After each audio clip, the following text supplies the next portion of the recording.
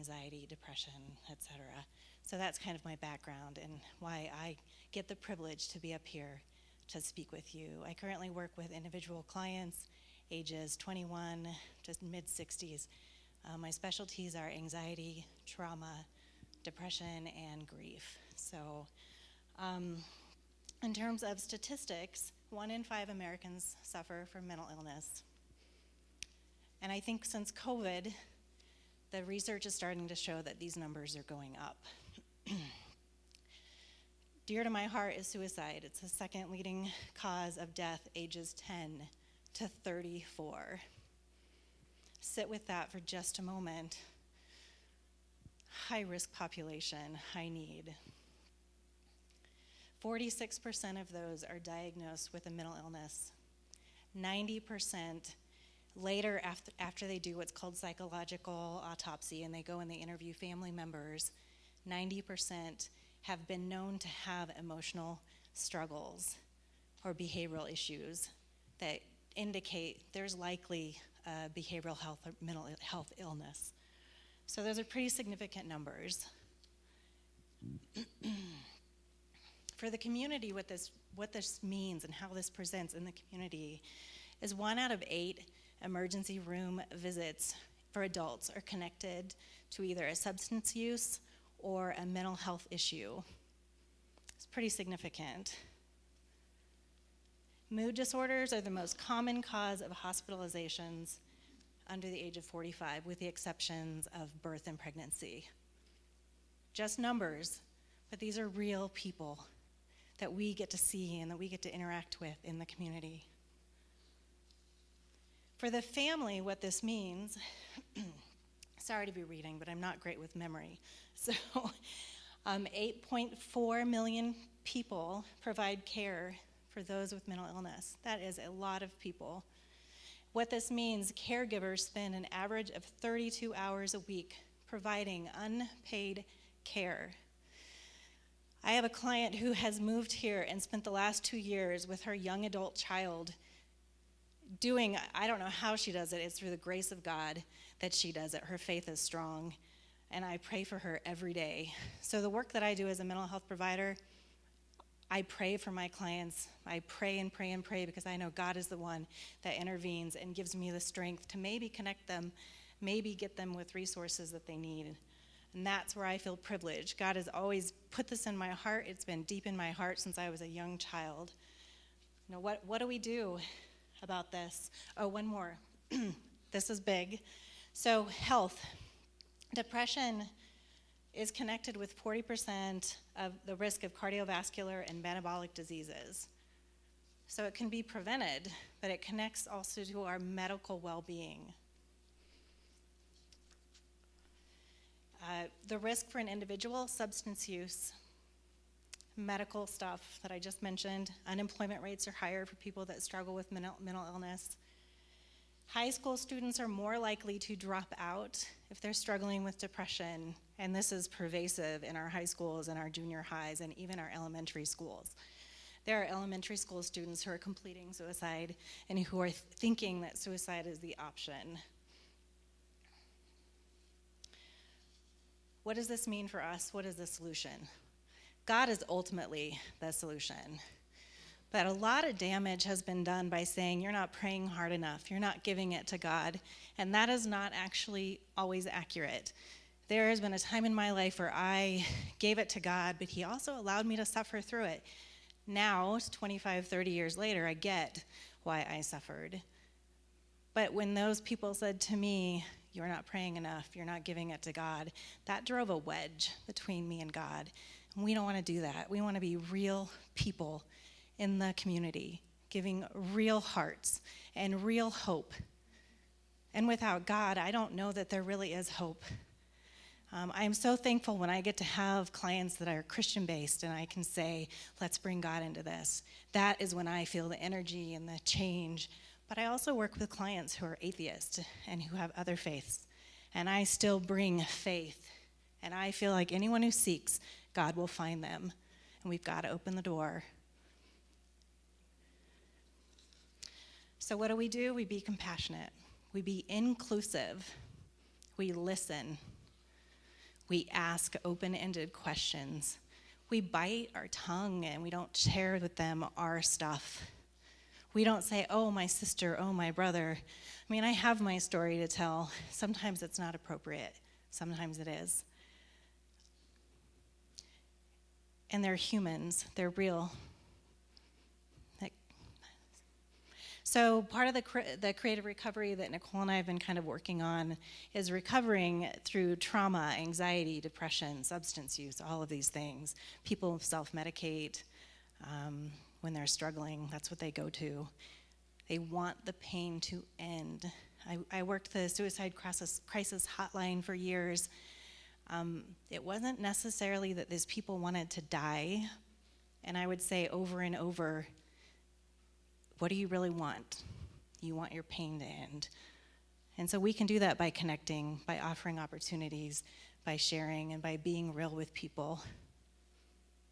So thank you. That was longer than I expected. So.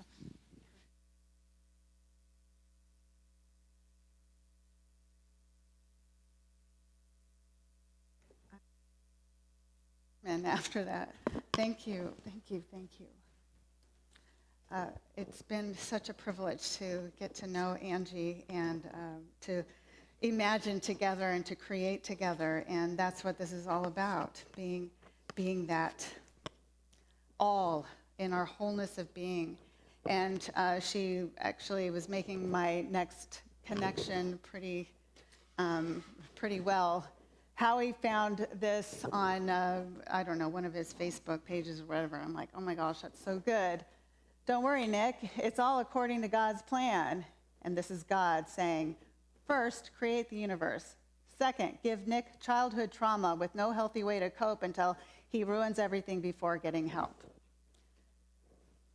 That's not what God does. That's not God's plan. In the beginning, God's plan was to create.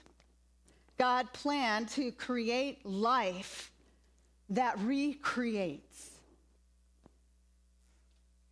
God planned to create life that recreates in relationship with all creative life, according to the needs of all life to do this recreating. Then, humankind decided to make themselves the center of the story instead of God. And they lost focus. And they became hyper-focused on this one tree. They thought they could become their own gods and tell their own story about their identity without communing with the Creator God. The narrator of Genesis says they hid themselves from the presence of God. In the Hebrew word for presence there is pene, which is literally face. They hid themselves from the face of God. They hid themselves from the gaze of God, from this God who is entirely oriented toward all of us. They couldn't bear to look God in the eye. That's what I found so interesting then about the Job narrative that was read earlier. There's this weird discussion between God and Satan where the adversary suggests that Job keeps his faith only because he has had so much wealth. And then after that, he said, well, it's because he still has his health, right? But God says then to him, well, go ahead. Do what you want, what you have in your mind. And then it says, so Satan went out from the presence of the Lord. It didn't say, well, Satan left or said see ya or,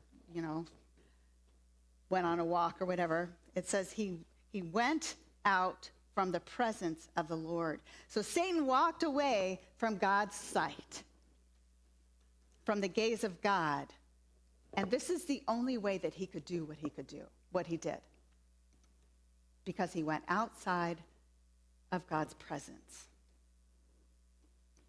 No person or angel or any creature that bears the imprint of God's creative action can do anything other than love and care for it all, unless that creature turns their eyes away from God, walks away from the face of God, whose countenance is oriented toward all of us. So how is it that we so flippantly say to one another this same kind of thing, that anything that is bad that is happening is according to God's will, God's plan? Because even if I am following Jesus, desiring to do everything in God's line of sight, I definitely have times that I avert my eyes. I look away. And I don't think I'm alone in this. There are always others in our lives that do not choose to remain in God's presence. And we can do all manner of things. And this is how we forget ourselves. We forget who we are. And this is when we sabotage each other and we sabotage our own selves. We bear the image and likeness of God. Of God. But if we look away from the mirror, we can't remember what precisely we saw. We forget. And then we become divided. Sort of us, but not really. And there's a sense of knowing something about ourselves, but we're compelled to be something different, right? We're compelled to be something different because we're looking at anything other than God's assurances. Parker Palmer, in his book, Hidden Wholeness, he explains this beautifully. He says, afraid that our inner light will be extinguished or our inner darkness exposed. That's what we're usually afraid of, right? Exposing all of who we are. We hide our true identities from each other. In the process, we become separated from our own souls. We end up living divided lives so far removed from the truth we hold within that we cannot know the integrity that comes from being what you are. We can't know the integrity that comes from being what you are. Whenever we try to be something that others expect us to be, what they expect of us, or that we think that we ought to be, but that's not authentic, not living into the fullness of who you are, who I am, we become divided. The trouble is, if I'm not living into the wholeness of being, right, my wholeness of being, I become a caricature of myself, and it doesn't look quite right. Others see that something isn't as it seems. And a divided self doesn't feel safe, and we go to great lengths to protect that because we don't feel safe with it, even though it's not even true. Not all of it, anyway. And the more we try to protect ourselves, this self that that's divided, the more scattered our brains get. All that trying to keep track of all the stories that we tell, and different ones to different people. And then we're also constantly attempting to decipher what other people are telling us and what's really true. Because we do that, right? Because we know that they're also trying to tell a story about themselves.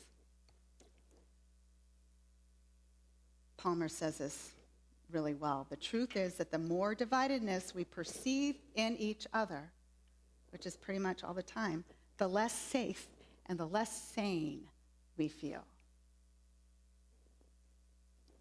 Our minds cannot keep track of it all. No wonder we're so easily distracted and can't stay focused in our relationships and give up on them so easily. Let alone in our prayers, staying focused in that. In the Job narrative, God asks Satan where he's been. Satan answers that he was just walking to and fro, mindlessly meandering the earth, Jealous of this Job who God loved and was loved by God, Satan came up with this diabolical plan.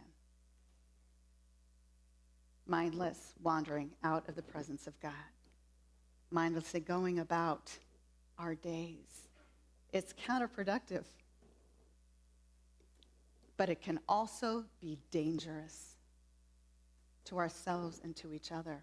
How many times have you said to somebody, "Oh, I wasn't thinking. I'm sorry." Has anyone else said that? I definitely said it. I wasn't thinking. I love this poem that my mom sent me recently. It's called My Brain and Heart Divorced. A decade ago, over who was to blame about how big of a mess I have become eventually. They couldn't be in the same room with each other. Now my head and heart share custody of me. I stay with my brain during the week, and my heart gets me on the weekends. They never speak to one another. Instead, they give me the same note to pass to each other every week, and their notes they send to one another always say the same thing. This is all your fault. On Sundays, my heart complains about how my head has let me down in the past, and on Wednesdays, my head lists all the times my heart has screwed things up for me in the future. They blame each other for the state of my life. There's been a lot of yelling and crying.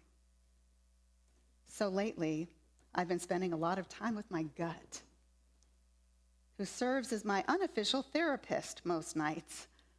I sneak out of my window in my rib cage and slide down my spine and collapse on my gut's plush leather chair that's always open for me, and I just sit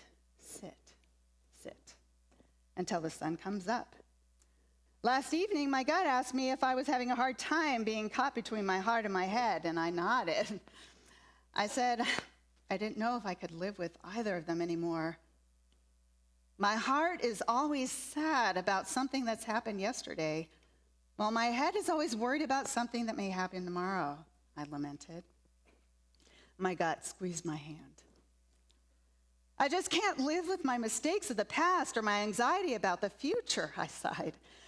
But my gut smiled and said, in that case, you should go and stay with your lungs for a while.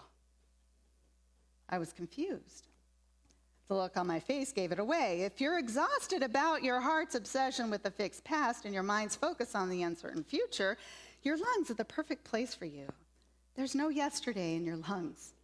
There's no tomorrow there either. There's only now. There's only inhale. There's only exhale. There's only this moment. There's only breath.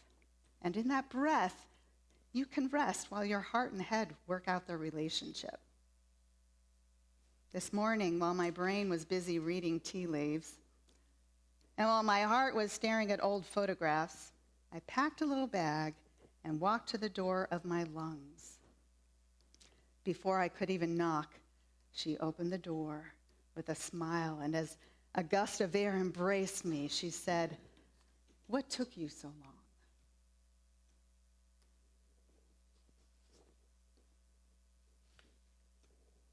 Isn't that telling? We think too much. We rely on our reasoning skills, the so-called facts that don't really add up, or respond to our feelings, sometimes super strong feelings.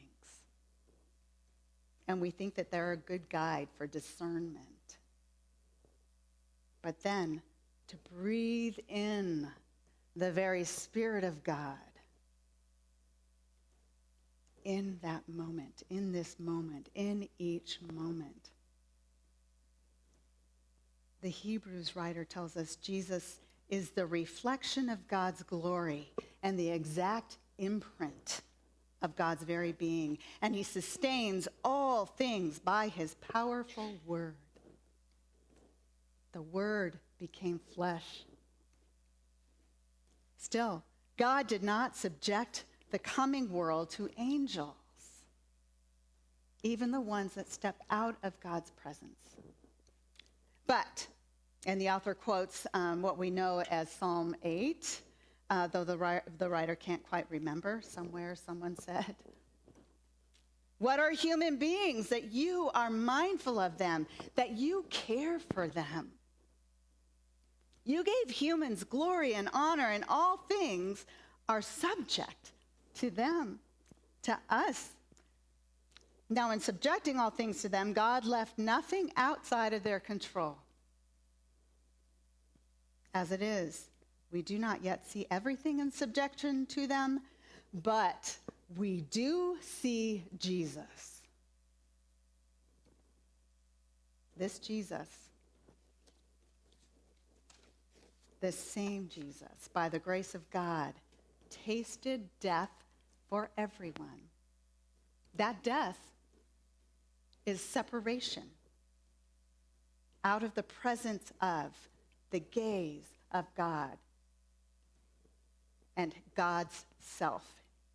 Jesus stepped out of that, separated from that divine aspect of who he is.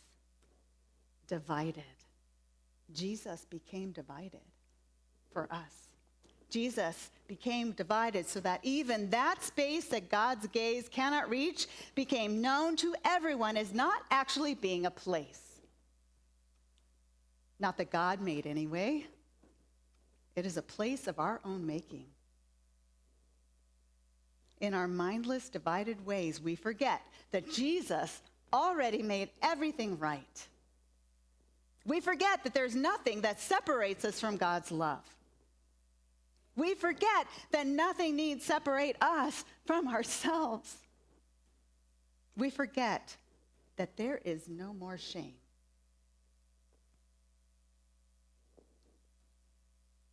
For the one who sanctifies and those who are sanctified all have one Father. For this reason, Jesus is not ashamed to call us brothers and sisters. Jesus, the reflection of God's glory and the exact imprint of God's very being, calls us siblings. Siblings who are also imprints of God's very being. It is vulnerable to live an undivided life, to refuse the temptation to present a self that isn't authentic, that bears the imprint of the divine. We have to face truths when we do that, the truth of who we are and where we are and who we're interacting with. We have to face these truths. The thing is, once we face the truth of who we are, we're facing God. We're looking God in the eye. When we're not brought into the temptation of being someone you're not, it doesn't matter. It's freeing, right? The truth will set you free. Don't get me wrong, there are always people who will not handle this very well. They have expectations of who you're going to be. It won't follow their own narrative of you. And if they're not ready to reconcile themselves, with God's eyes fixed on them, it'll get messy. And it does. But our God is mindful of us. Our God actually cares. And we are made in that image, in that likeness. So what happens when we are then living into the fullness of this mindful God? By being mindful of God's presence? What happens then? By making the time, space to practice it even. What does that look like?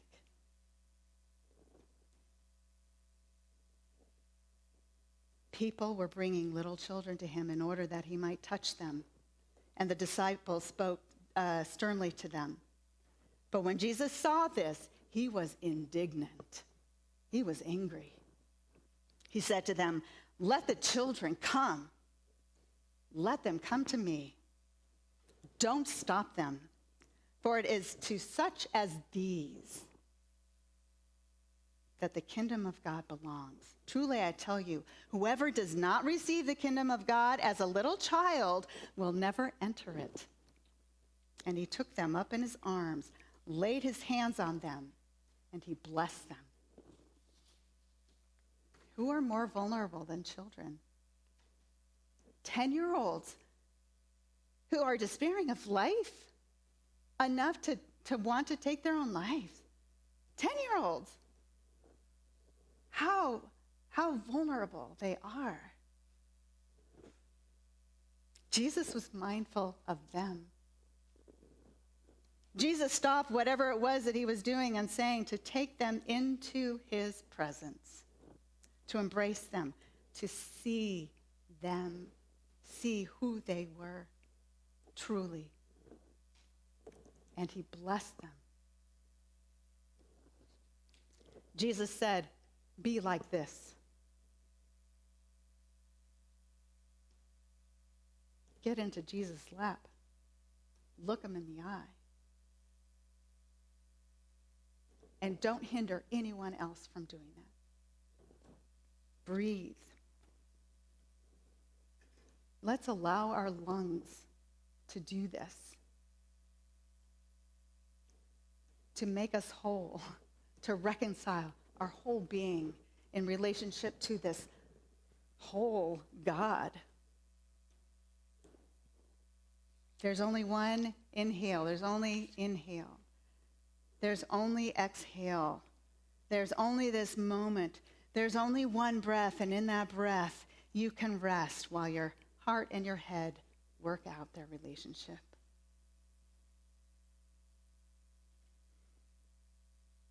Let's do this right now. Breathe. Not only on us, God, breathe in us. This inhale now. And this exhale now.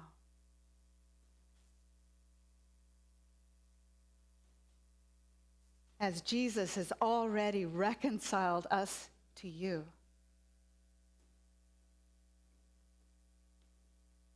help us to breathe in the strength and the power and the life of the reality of the presence of you in spirit in each breath, in each now.